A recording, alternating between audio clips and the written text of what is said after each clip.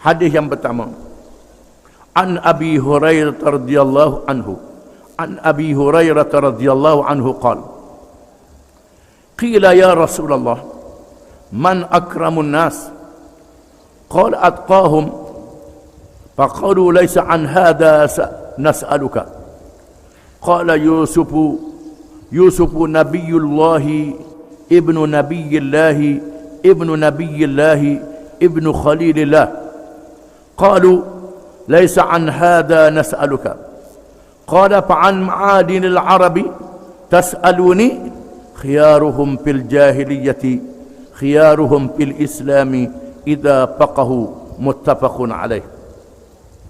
Maksudnya dari Abi Hurairah radhiyallahu anhu, katanya ditanya disoal, wahai Rasulullah, siapakah orang yang paling mulia?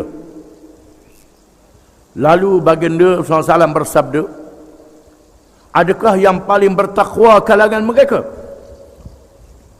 Yang paling bertakwa kalangan mereka, kata Nabi.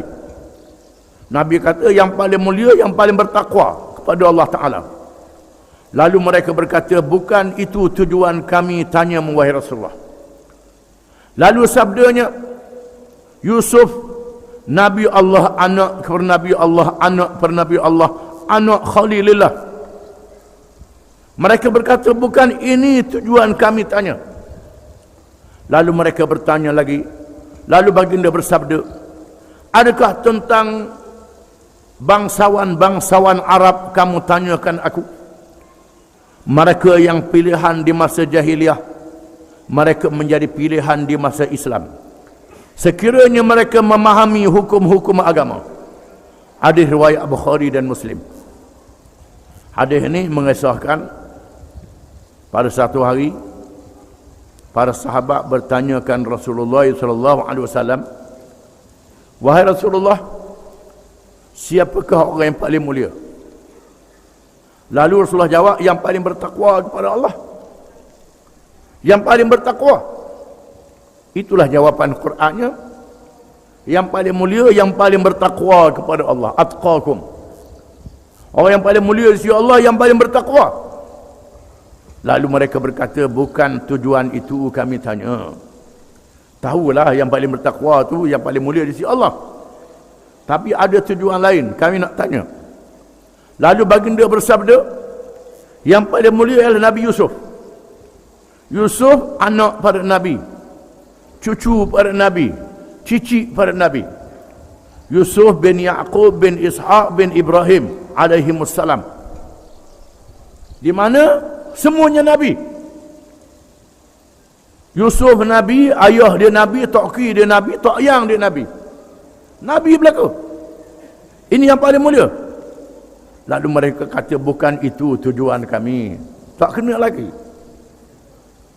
Lalu Nabi kata, adakah kamu tanya tentang bangsawan-bangsawan Arab? Orang yang bangsawan pilihan di masa jahiliah, pilihan di masa Islam, sekiranya mereka faham hukum Islam. Di sini ada sahabat-sahabat Nabi yang bangsawan di masa jahiliah. Macam Sayyidina Umar, Sayyidina Abu Bakar, Uthman dan Ali, Talha Az-Zubair, Khalid bin Walid, Ammar bin As, Muawiyah bin Abi Sufyan, Yazid bin Muawiyah, Mu'ad bin Jabal. Ini sahabat-sahabat yang bangsawan di masa jahiliah.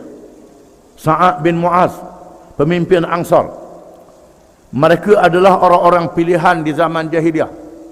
Masa belum Islam, mereka ni orang besar.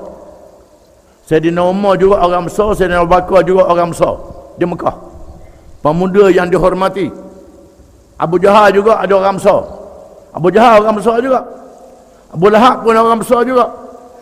Banyak pembesar-pembesar.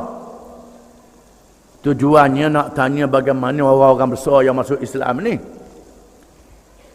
Kata Nabi, orang yang besar yang masuk Islam, besar juga dia masuk Islam kalau mereka faham Islam. Dengan syarat dia masuk Islam, dia faham Islam, maka besarlah dia masuk Islam. Kalau masuk Islam bodoh pula, Tak jadi apa. Mesti dia masuk Islam, dia faham Islam.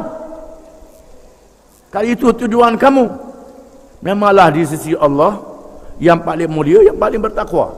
Itu dalam ilmu Allah, aku tak tahu. Ilmu Allah, kata Nabi, Allah yang tahu siapa yang paling bertakwa. Yang paling bertakwa ialah yang paling mulia di sisi Allah. Dari segi zaman dulu, Nabi Yusuf, ayah dia Nabi, toki dia Nabi, tok ayang dia Nabi. Ini kehormatan, penghormatan yang paling mulia di kalangan manusia. Bukan itu. Yang dia naknya orang besar yang masuk Islam. Orang besar yang masuk Islam ni, kata Nabi, dia besar juga. Kalau dia masuk Islam, dia mengaji Islam, dia faham Islam, maka mulialah dia di zaman Islam. Oleh kerana itulah, bila orang-orang besar dia masuk Islam, maka Nabi lantik jadi pemimpin-pemimpin.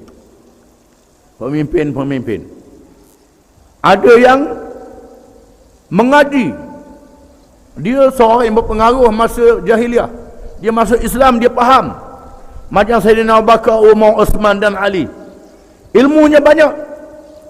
Maka menjadi dihormati di masa Islam. Sangat dihormati.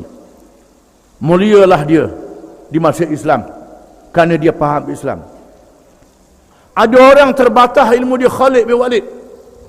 Khalid bin Walid ialah seorang panglima perang yang handal, yang bijak di medan perang di masa jahiliah. Masa dia perang Uhud, dia kafir lagi. Dia yang melakukan gerakan menyerang tentera Islam dari belakang, sehingga ramai sahabat-sahabat Nabi mati. Setelah dia masuk Islam, Nabi lantik dia jadi penglima. Lantik jadi penglima. Zaman Sayyidina Abu Bakar, Sayyidina Umar terus jadi penglima. Penglima Islam yang hebat. Di masa jahiliah dia penglima, masa Islam dia penglima juga, kerana dia memahami Islam bersama dengan Islam. Ammar bin As di masa jahiliah dia terkenal dengan bijak. Seorang diplomat yang ditugaskan oleh pemimpin Quraisy berjumpa dengan Raja Habasyah, supaya Raja Habasyah menghalau orang Islam yang berhijrah ke Habasyah. Ammar bin As, dia balik, dah balik ke Mekah dah, pergi ke Madinah masuk Islam. Setelah dia masuk Islam, Nabi lantik dia menjadi wakil, berunding, bawa surat Nabi, menjadi utusan Nabi, bawa surat ke Oman, ke Bahrain. Raja Oman, Raja Bahrain masuk Islam. Di masa Islam dia pilihan dengan syarat idza faqahu, apabila mereka memahami hukum-hukum agama. Di sini menunjukkan kita perlu memahami hukum-hukum agama. Untuk menjadikan orang yang bertakwa kepada Allah, mesti kena ada ilmu. Kalau tak ada ilmu, buat amal saja, buat ibadat saja, tapi tak reti. Ibadat dalam keadaan jahil, ibadat dalam keadaan tak betul, rosok ibadat. Syarat nak jadi takwa, kita mesti takut kepada Allah dengan ilmu, memahami hukum agama, hukum syarak yang berkait dengan akidah, yang berkait dengan fiqh, yang berkait dengan tasawuf, akhlak. Kena tahu belaka, jangan tahu sebahagian saja.